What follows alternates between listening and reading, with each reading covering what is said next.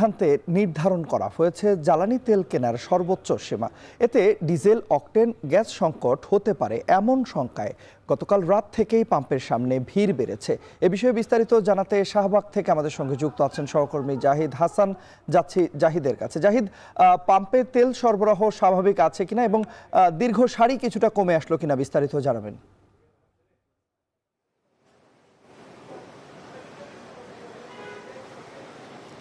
তন্ময়, সকাল থেকেই তেলের পাম্পগুলোতে মানুষের ভিড় রয়েছে। ব্যক্তিগত গাড়ি থেকে শুরু করে বিশেষ করে মোটরসাইকেলের লম্বা ভিড় রয়েছে এবং রাজধানীতে এই পর্যন্ত আমি প্রায় 7-8টি পাম্পে ঘুরেছি সকাল থেকে।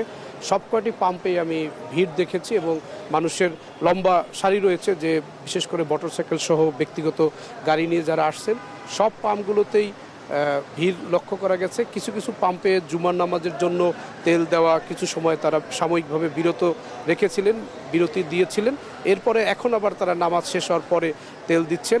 এখানে যারা এসেছেন তারা অনেকেই মনে করছেন যে তেলের সংকট হতে পারে, জ্বালানির সংকট হতে পারে।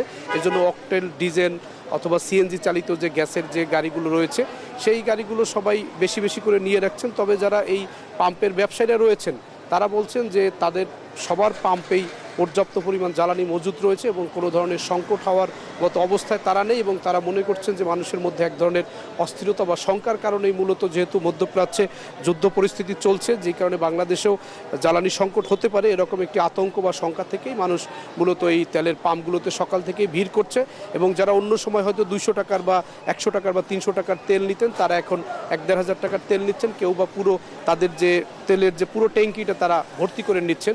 একই সাথে যারা গাড়ি চালাচ্ছেন তারাও আজকে শুক্রবার রয়েছে, এই বন্ধের দিনে তারা সপ্তাহের যাতে কর্মঘণ্টার জন্য এবং যখন খোলা থাকবে, অফিস যখন খোলা থাকবে, কর্মদিবসের দিন যাতে তাদেরকে তেলের জন্য লম্বা এই যে লাইন রয়েছে এবং এই ভিড়ের মধ্যে পড়তে না হয়, এই কারণে অনেকে এসেছেন। এই কারণে আজকে একটু ভিড় হচ্ছে।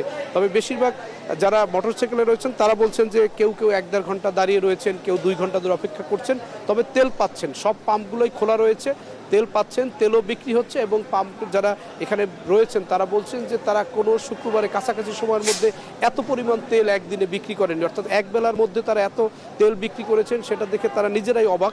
এভাবেই চলছে আর কি সকাল থেকে ঢাকার রাজধানীর তেলের পাম্পগুলোর অবস্থা। তন্ময়। সহকর্মী জাহিদ হাসান যুক্ত হয়েছিলেন রাজধানীর তেজগাঁ এলাকা থেকে। এখন